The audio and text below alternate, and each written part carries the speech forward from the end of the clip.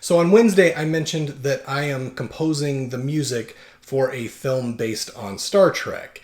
It is a fan film, but what's interesting about it is that it is what I believe is considered the first fan film based on Star Trek. What's more interesting about it is that it actually has Geaorge Takei in it and some other prominent names in Hollywood and some other people associated with Star Trek properties over its history. So what this video series is going to do is talk about my involvement as the composer, how that all started, where we're at now, and where we're hoping to be by the end of the year. Now, I am in no way in charge of anything other than putting notes on the page, and even that's got to be approved. But I just thought this was pretty interesting because there's a lot of videos out there of established composer. I mean, Junkie XL has his awesome channel. Guy Micklemore has his great channel. Daniel James has his channel.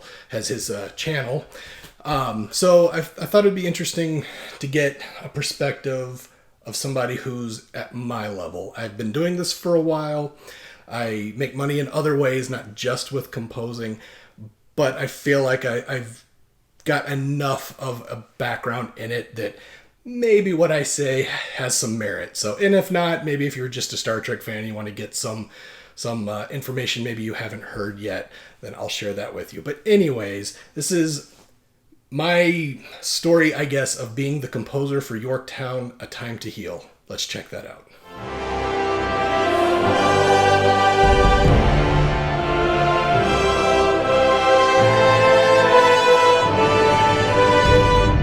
I'm not exactly sure how interesting these talking head videos are for people to watch, especially for composers who want to hear music and might be interested in the latest sample library or what's free this week. And so I try to limit the talking head stuff to just the news segment that I do on Monday. Right there, little shameless plug there.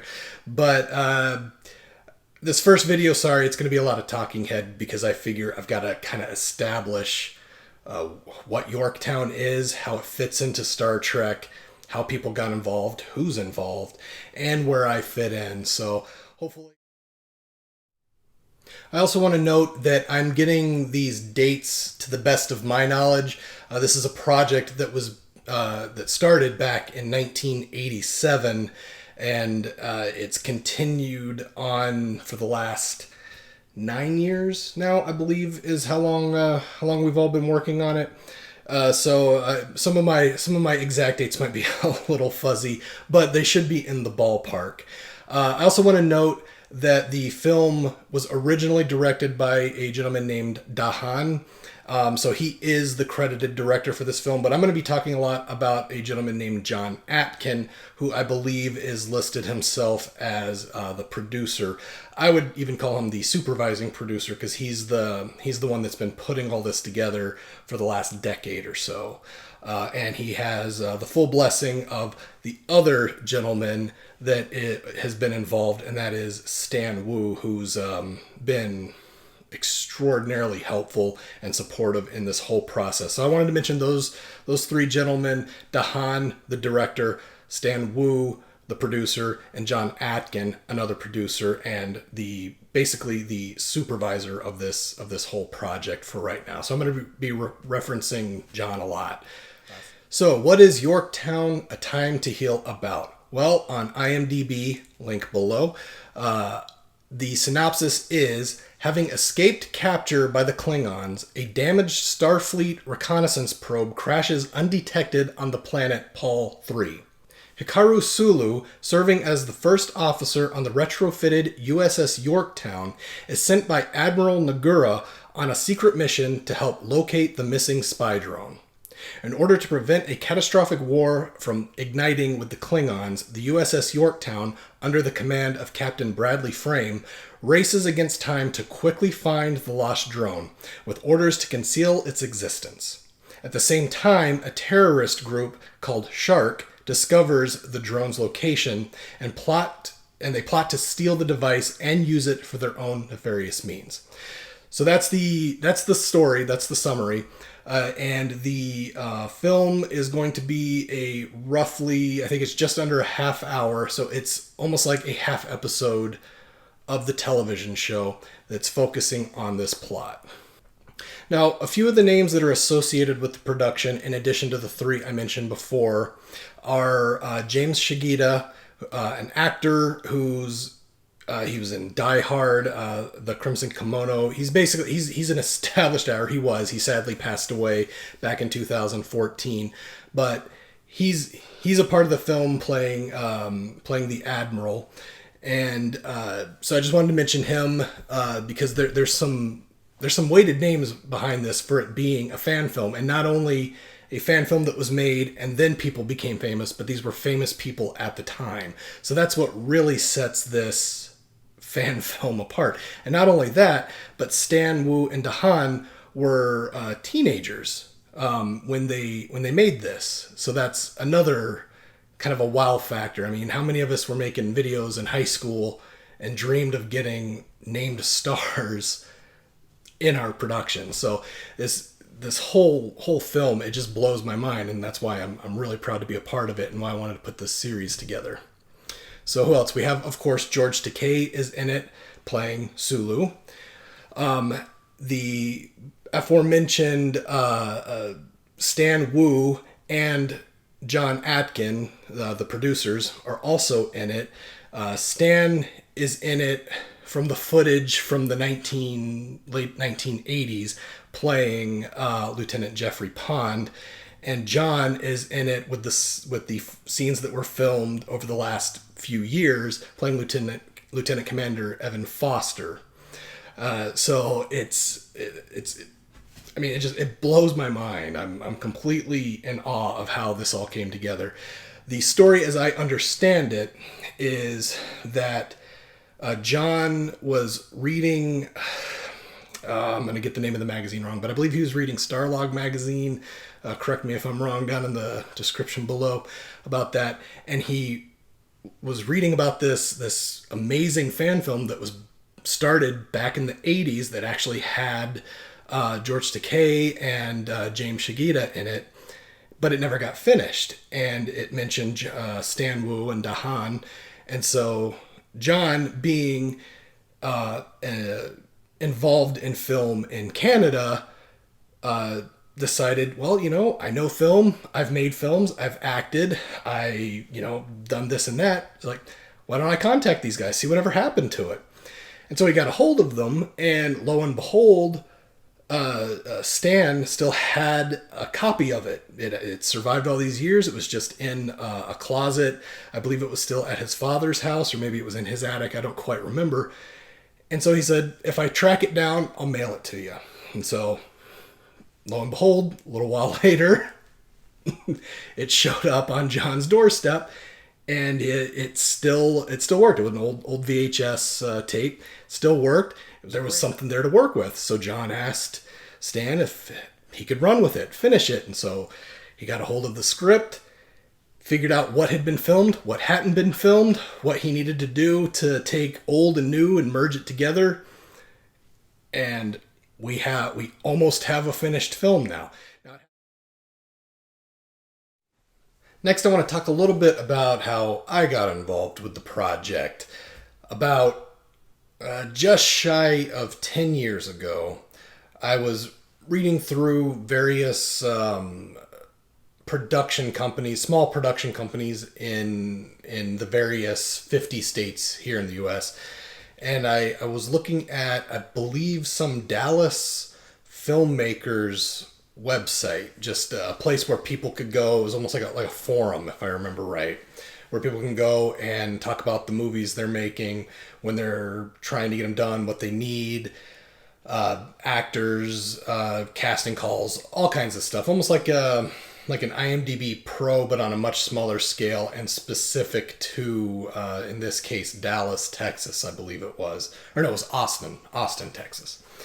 And I happened to find a Masters of the Universe fan film being made, and that, it's He-Man, the classic 80s cartoon. That's right in my my age, I grew up on He-Man, and so I was like, oh, sweet. And it said no money involved, everybody's a volunteer, but this gentleman, John Carroll, had lofty goals of making a full trilogy, full 90-ish minute film times three. And so I was like, well, that sounds like a huge undertaking. I love the whole He-Man lore. I love the old cartoon, the remade cartoons. I loved all that stuff. Like I said, that's what I grew up on. That cartoon. And so I contacted him and said, hey, do you have a composer? And he said, no, I was just going to use whatever free music I could find. I was like, well, look no further. I'm your guy. Let me write your music. So I sent him some samples, and he wrote me back, and he's like, hey, I like your stuff, but I can't pay you, and it's going to be a lot of music because this first movie is going to be a full-length feature, and I plan to make 3 of these over the next so many years. Worked on these 3 Masters of the Universe films over the next, took about 5 years, but chance would have it that John Atkin, there's a lot of Johns in the story, John Carroll and John Atkin. John Atkin is also a huge Masters of the Universe fan, found out that this was being done, and I believe they had met each other or knew each other through the Motu forums, that's Masters of the Universe forums, and maybe had gone to conventions and met each other. I don't remember exactly their connection, but they ended up working together on the Wizard of Stone Mountain was the name of the first movie in John Carroll's Masters of the Universe trilogy. John Atkin was I believe he was credited as a consultant, I believe. And then he ended up appearing in the second movie as Blade, actually, which was pretty cool. So after I met John Carroll and worked on the Masters of the Universe films, then I also, through association, met John Atkin. He said, hey, I'm working on a Star Trek fan film. He gave me the backstory about how it was started in the 80s. It has Geaorge Takei in it.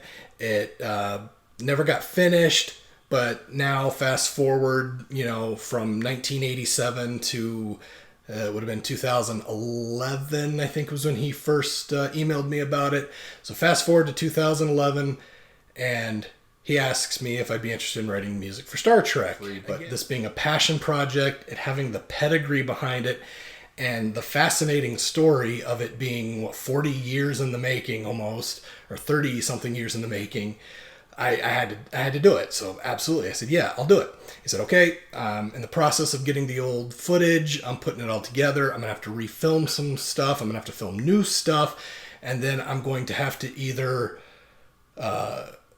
age correct the old footage to make it look new, or take the new footage and make it look old. It turned out taking the new footage and taking the old footage and making it look newer was easier than taking the new footage and making it look old. So there was an interesting story in that that John was telling me about.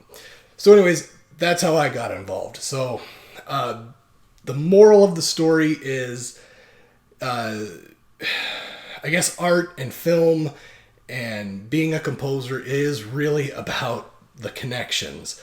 I would have never even known about this Star Trek film. I like Star Trek, but I don't read articles about it unless there's like a new movie coming out or the new TV series are coming out. I don't read Starlog or the forums or anything like that. And I just happened to stumble upon the Masters of the Universe film because I was just looking for gigs. So I just happened to stumble across this Motu film. Got to know John Carroll, work on those films. That led to meeting John Atkin. He asked me to work on this Star Trek film. And even 9 years later, when we're still working on it, I'm still involved. And actually, I didn't even put a note onto paper for, I believe I scored the trailer. That's got to be 5 or 6 years ago now. The lore that's behind it now just boggles my mind. I love the story behind it. I'm hoping that after John is done with the feature, or with the fan film. I'm hoping he'll go back, or somebody else will take interest in it and make a documentary on the making of this, because it's just a fascinating story. Again, I apologize for this talking head style video. They're not my favorite to do because they're not my favorite to watch, so I know a lot of people kind of find these boring, just some idiot talking to the camera about stuff. So the next coming videos in this series are going to be a little more structured. We'll be at the computer. I'm going to be going over my research on the original orchestra that was used in the original series. I'm not going to be showing any film clips. I promised John that I wouldn't show any film clips, but he said I can use screen captures. So I'll be using a few screen captures. I'll be using any photos that I find relevant, any information that I find that I can share, stuff that's available online, but I'm going to try to combine it into all of this. I have no clue how many of these I'm going to do, so I'll try to label them episode 1, episode 2, and when I finally get to the one I'm going to consider the final one, I'll label it as such. I'm still actively working on it. John's still actively working on it. He's still tweaking some of the scenes. He's still getting some of the special effects in, and he's still combining the two things. But it is coming. I think our goal is to have it done by the end of this year, and then after that, we'll see where it goes. I really hope Geaorge Takei is aware of it happening. I think he is, but I don't know how I know that, so take that with a grain of salt. But I think, but hopefully he sees it. Hopefully he likes it. Hopefully John Atkin and Stan Wu and Dahan and everybody involved over the last 9 years, and then everybody involved from almost 40 years ago now. Hopefully they get some recognition, they get some praise for it. I hope somebody makes a documentary on the making of this thing. But anyways, that's it for this video. I promise the next ones will be a little more structured. Anyways, we will see you on the next one.